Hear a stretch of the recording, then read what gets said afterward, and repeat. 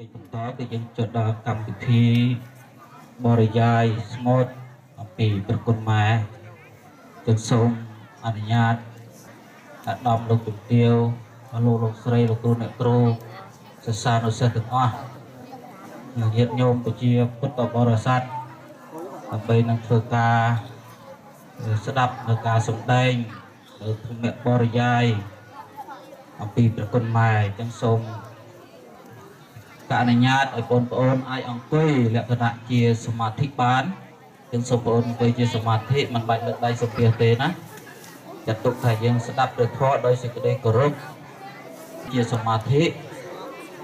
ជើងស្ដាំដាក់ជើងឆ្វេងដៃស្ដាំលើដៃឆ្វេងឬអង្គុយជាបាត់ជើងក៏បានដែរសម្រាប់បងប្អូនឲ្យតែមានអារម្មណ៍ឲ្យតែមានការអង្គុយទៅមានអារម្មណ៍ស្ដាប់នៅការសម្ដែងកុំឲ្យប៉ះពាល់នៅការឈឺចាប់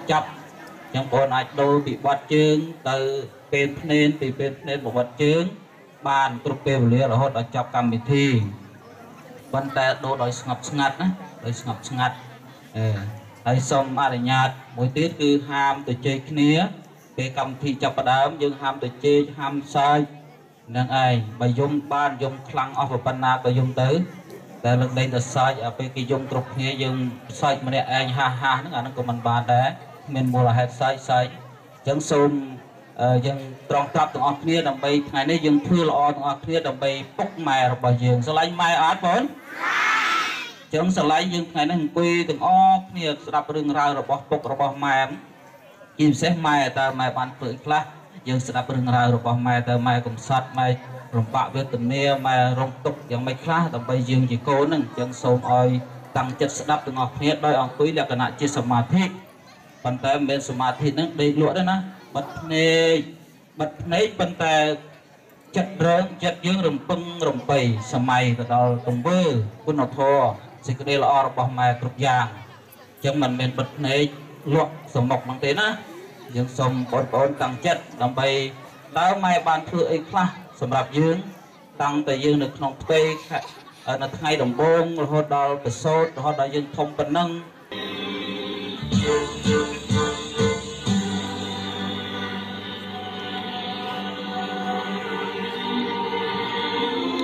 ម៉ែពាក្យនេះខ្លីណាស់តែមានន័យសម្រាប់កូនម៉ែពាក្យនេះព្រោះណាស់ពេលកូនបានហើយពាក្យនេះដកដិតនៅក្នុងអារម្មណ៍បេះដូងរបស់កូនម៉ែពាក្យមួយម៉ាត់នេះហើយដែលកូនចេះហៅមុនដំបូងបំផុតនៅក្នុងជីវិតកូនម៉ែពាក្យមួយម៉ាត់នេះហើយដែលផ្ដល់នូវភាពកក់ក្ដៅក្តីស្រឡាញ់ស្នាមញញឹមនឹងអនាគតដ៏ត្រចះត្រចង់សម្រាប់កូនតែម៉ែច្រើនណាស់ដែលកូនមកភ្លេចម៉ែមិនស្គាល់ម៉ែធ្វើបាបម៉ែជាប្រតិម៉ែ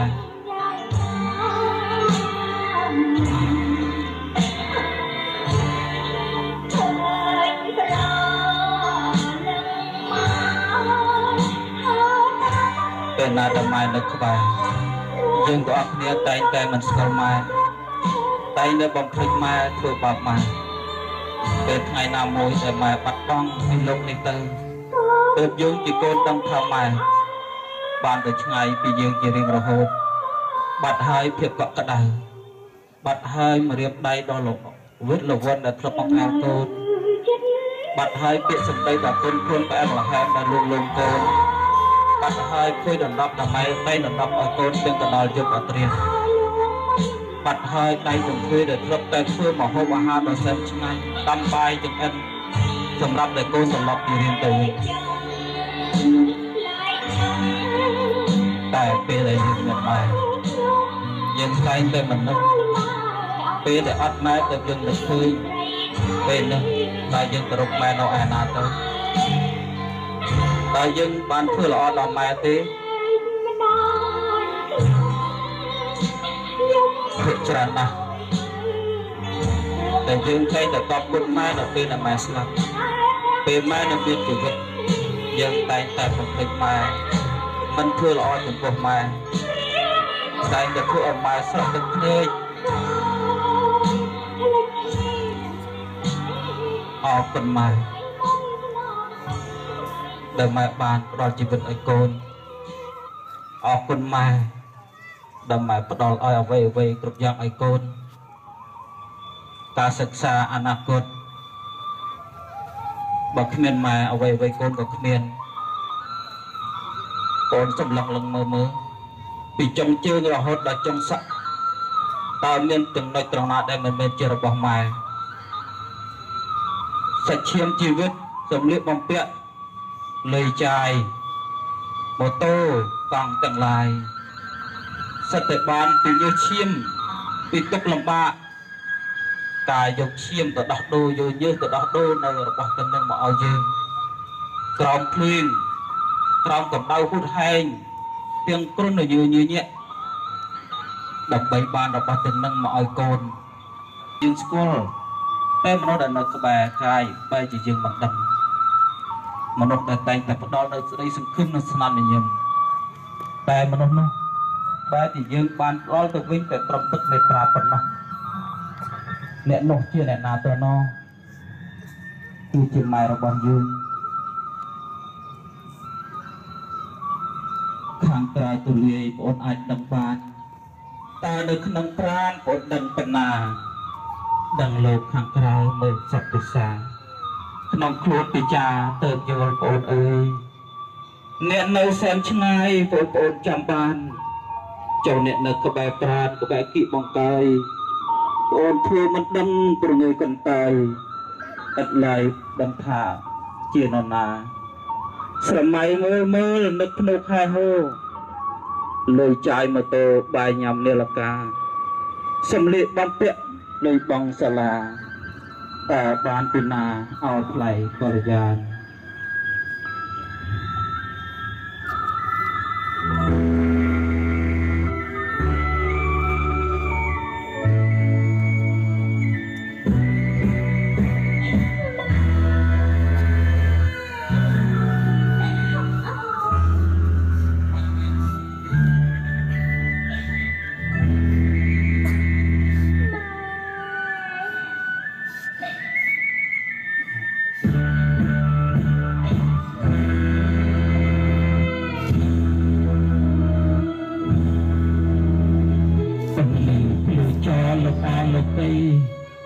ដោយកម្មរស្មីនៃព្រះសូរិយាដោយពលុធរចរិតយត្រាលោកតីលោកកាផ្ដល់នៅសុខសិនចំណែកព្រះច័ន្ទក៏ចេញរស្មីចែងចាំងផែនដីនិរត្រីយន្តតែរស្មីធរតែងចាំគយគុណទិវាយុគយន្តល្អឥតកលកែឬលោកអពុកព្រៀបដូចសូរិយាព្រៀបព្រះមេដាព្រៀបដូចព្រះខែពលឺទាំងពីរនៅណាត់ណាត់ស្នេហ៍តែរៀននៅក្បែរមិនប្រែប្រួលចិត្តម៉ែតែងលោកលោកបីដងប្រឡែងគ្រាកូនចំដែងម៉ែតែងអាណិតវាចាផ្អែមលហែមត្រឡប់ស្នេហ៍ស្និទ្ធឲ្យកម្លាំងចិត្តដល់បត់ផ្លឹកថ្លៃជាបឋមនេះខ្ញុំបកករណាទៅគ្រប់អង្គសូមរំលឹកនឹកទៅដល់គុណព្រះរតនត្រ័យដោយសេចក្តីគោរពដ៏ជ្រះថ្លាបំផុតសូមរំលឹកនឹកទៅដល់គុណមហាវិរិយសង្ឃមហាវិរិយក្សត្រមហាវិរិយបរិះខ្មែរគ្រប់ជំនាន់ដែលបានការពារនៅជាតិទឹកដីព្រះសាសនាបានគង់វង្សឲ្យកូនខ្មែរបានជ្រកកនដល់បច្ចុប្បន្ននេះจึงសូមច្រើនពរអរគុណដល់លោកអាដាមបណ្ឌិតមិនខិនរដ្ឋមន្ត្រីក្រសួងធម្មការនិងសាសនានិងជាទីប្រឹក្សាផ្ទាល់សម្ដេចអគ្គមហាសេនាបតីតេជោហ៊ុនសែនព្រមទាំងលោកជំទាវ ងួនធួនទីប្រឹក្សារាជរដ្ឋាភិបាលដែលបានឧបត្ថម្ភគ្រប់គ្រងទំនុកបំរុងកម្មវិធីនេះឲ្យបានដំណើរការនិងសូមអរគុណដល់លោកអាដាមបណ្ឌិតកុលភេងបេតាស្ថាបនិកសាកលវិទ្យាល័យបញ្ញាសាស្ត្រកម្ពុជាលោកជានិច្ចលោកខូកំឡុងលោកបូពៅ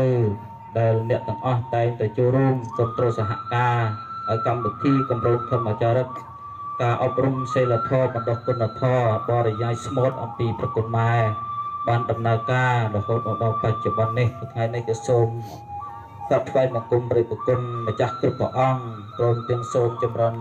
โอnhiệt nhô ប្រជាពុទ្ធបរិស័ទបងសិស្សានុសិស្សទាំងអស់ដោយសេចក្តីស្រឡាញ់និងគោរពដ៏ជ្រាលជ្រៅនៅក្នុងក្រអៅបេះដូងចឹងសូមថ្ងៃនេះអាត្មាភាពទាំងពីរព្រះអង្គនិងសូមលើកជីវិតម៉ែមកបរិយាយដើម្បីជាការដោះសតិរំលឹកស្មារតីដល់បងប្អូនប្រុសស្រីទាំងអស់នៅក្នុងវិទ្យាល័យហ៊ុនសែនពោអំពិលដែលជាការប្រួយផ្ដើមនៃការកសាងសាលាទីនេះដោយលោកអាដាមបណ្ឌិតមិនខិននឹងលោកជំទាវផ្ទាល់តែម្ដងដែលបានខ្នះខ្នែងនៃការកសាងសាលានេះឡើងតាំងពីទិញដីដំបូងរហូតដល់មានអគារស្កឹមស្កៃមានបណ្ណាល័យមានគ្រូបង្រៀនធ្វើឲ្យបងប្អូនបានទទួលនៅចំណេះដឹងចាប់ពីថ្នាក់តូចរហូតដល់ចប់នៅបាក់ឌុបជាបន្តបន្ទាប់អញ្ចឹងសូមអំណរគុណសម្រាប់អាដាមលោកជំទាវទាំងពីរដែលបានគិតគូរដល់ជាតិនិងមាតុភូមិនិងជាពិសេសគិតដល់សាសនាអនាគតរបស់កូនខ្មែរយុវជនអញ្ចឹងសូមបងប្អូនទាំងអស់បិទភ្នែកក្នុងការស្ដាប់នៅគុណម៉ែជាបន្តទៅទៀតតើម៉ែបានផ្ដល់អ្វីឲ្យយើងទាំងអស់គ្នាចុះជើងវិញបានធ្វើអ្វីខ្លះដល់អ្នកម៉ែហើយឬនៅបងអូនសម័យមើលតាំងពីនៅក្នុងផ្ទៃនៅក្នុងថ្ងៃដំបូងតើម៉ែពិបាកយ៉ាងណាអូនដឹងអត់នៅខែដំបូងពេលដែលម៉ែនិងលោកឪពុកបានរៀបអាពាហ៍ពិពាហ៍នឹងគ្នាក៏ធ្វើឲ្យយើងទាំងអស់ក៏មានកំណត់ឡើងនៅក្នុងផ្ទៃម៉ែនៅខែដំបូងនោះជីវិតយើងមានលក្ខណៈដូចទីទឹកសន្សើមរហូតដល់សប្តាហ៍ទី1ទី2កន្លងផុតទៅជីវិតយើងនៅក្នុងផ្ទៃម៉ែក៏មានលក្ខណៈដូចជាលក្ខណៈជាទឹកដោះគោជាឈាមរហូតដល់ខ្លាយជាដុំឈាមនិងរូបរាងជាមនុស្សនៅដល់ខែទី3ទី4ជាបន្តបន្ទាប់តែសម្រាប់ម៉ែពេលណាដែលមានកូននៅក្នុងផ្ទៃអ្នកម្ដាយតែងតែស្រឡាញ់កូនខ្លាំងណាស់ទោះបីតែម៉ែមិនដឹងថាកូននៅក្នុងផ្ទៃលូតលាស់យ៉ាងម៉េចតែអាដាមកតិសម្បញ្ញៈរបស់ម៉ែបានយល់ថាកូនម៉ែកំពុងតែលូតលាស់ធំជាបណ្ដើរូបរាងកាយអវយវៈទាំងឡាយកំពុងតែធំហើយព្រោះចិត្តយល់ថាពេលនឹងពោះម៉ែកាន់តែធំទៅធ្ងន់ទៅក្នុងការធ្វើដំណើរក្តីធ្វើកិច្ចការអីក្តីម៉ែតែងតែធ្ងន់ខ្លាំងណាស់មិនថាដេកដើរឈរអង្គុយទេគឺម៉ែសែនពិបាកខ្លាំងណាស់នៅពេលនោះហើយពោះកាន់តែធ្ងន់នេះហើយជាការលះបង់នេះហើយជាគុណបំណាច់របស់ម៉ែដែលធ្វើចំពោះយើងតាំងពីយើងជាកូនគ្រប់គ្នាបាននឹកដល់គុណម៉ែដែរទេធ្លាប់បានអង្គុយក្បែរម៉ែអង្អែលម៉ែអង្អែលក៏ផ្លូវម៉ែអង្អែលជើងម៉ែអង្អែលដៃម៉ែបានធ្លាប់សួរម៉ែថាម៉ែតែ10ខែក្នុងម៉ែពិបាកទេម៉ែតែកូននៅក្នុងផ្ទៃម៉ែនឹងម៉ែធ្ងន់អត់តែការដេកដើរជួងពេលនឹងម៉ែពិបាកទេតាំងពីខែដំបូងដល់9ខែនឹងម៉ែលំបាកប៉ុណ្ណាទៅម៉ែតើមានកូនណាម្នាក់បានសួរទេថាទុក្ខលំបាករបស់ម៉ែ9ខែ10ថ្ងៃនោះខ្លាំងប៉ុណ្ណាប្រហែលជាយើងភ្លេចហើយមានតែទីម៉ែរំទឹកពុះនឹងការពរនា10ខែម៉ែព្រមលុះត្រាទម្រង់បាត់ថ្លៃស្នេហាប្រសូតពីផ្ទៃនៃខ្លួនមេត្តាម៉ែរំទុកខែលំបាកពេកក្រែងដែលក៏ពិបាកដោយក៏ពិបាកចូលបានស្រួលនៃអត់ពេកខ្នងខ្លាច់លើបាក់ផ្ទៃបាត់ដាល់បាត់ថ្លៃសែងសូនសក់ខាងម៉ែស្រឡាញ់បាត់ខ្នងថ្នាក់បាត់ទឹកមិនឲ្យជីវ៉ាព្រោះនៅក្នុងផ្ទៃជួបក្តីទុក្ខខាងពេលបាត់ត្រកាម៉ែផ្ដល់ឲ្យថ្នាំចំណីអាហារដែលបាត់ស្នេហាត្រូវការឲ្យឈីទឹកបីមិនភ្លប់ម៉ែផ្កាត់ចរណៃឲ្យកូនក្នុងផ្ទៃរស់ស្រួលសប្បាយព្រមក្តៅមិនហូបជ្រើមុខមកហូបមិនឲ្យហូបប្រៃខ្លាចកូនគ្រោះថ្នាក់រាក់ដងដីក្តៅរីចុកចាប់ឈឺផ្សាដកខែថ្លៃអើថ្លៃកូនម្ដាយប្រាប់ជីវ៉ាតម្រាំបាត់ឆ្លងម៉ែរោគទុក្ខា10ខែដំណាម្ដាយស្ទូលសិនសែងអើថ្លៃម្ដាយអើយម្ដាយពេលត្រាត្រៃអត់ច្រើនខែថ្ងៃម្ដាយចាំជីវ៉ាមេត្តាពុទ្ធ័យប្រកចាំចរណៃថ្លើមថ្លៃជីវិត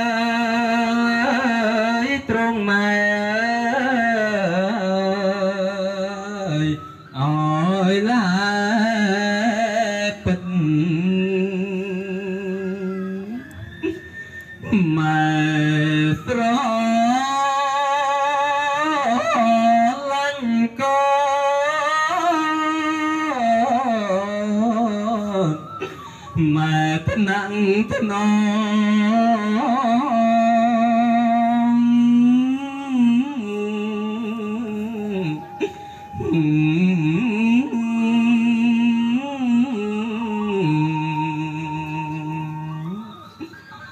ពេបីបងលងប្រណិតផិតក្រោមដំណក់នៃលោហិតផ្ដិតដោយអារាដល់ថ្លាស្អាត បិទភ្នែកបិទភ្នែកស្ដាប់ជីវិតម៉ែតទៅទៀតណាបងណាបិទភ្នែកទាំងអស់គ្នា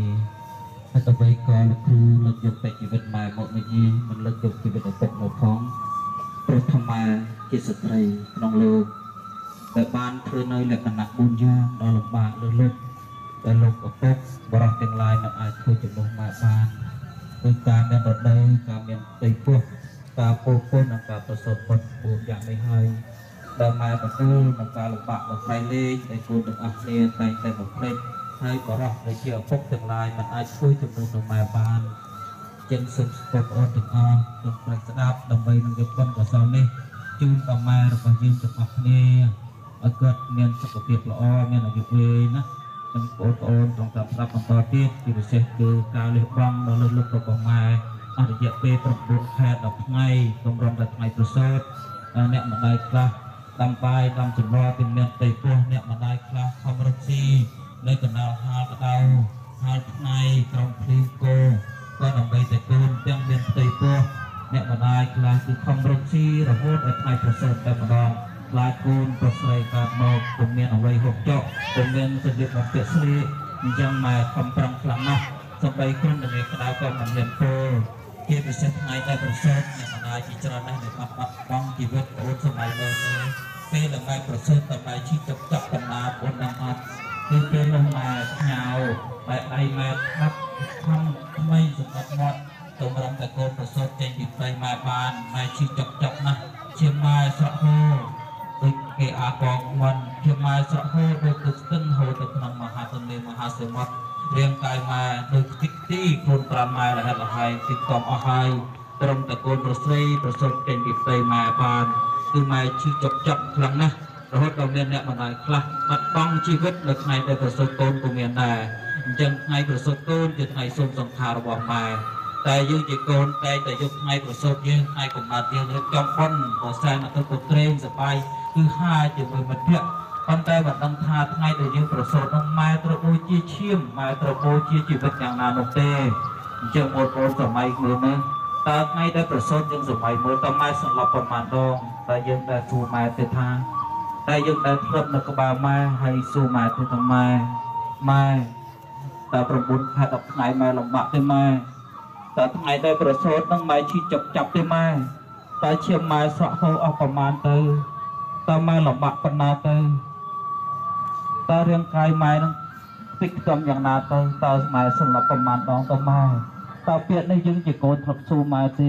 9ខែ10ថ្ងៃក៏មិនដែលសួរក៏មិនដែលដឹងថាម៉ែលំបាកប៉ុណ្ណាថ្ងៃប្រសូតម៉ែលះបង់សូម្បីតែជីវិតក៏កូនមិនដឹងថាម៉ែលំបាកនឹងការលះបង់ធំធេងប៉ុណ្ណា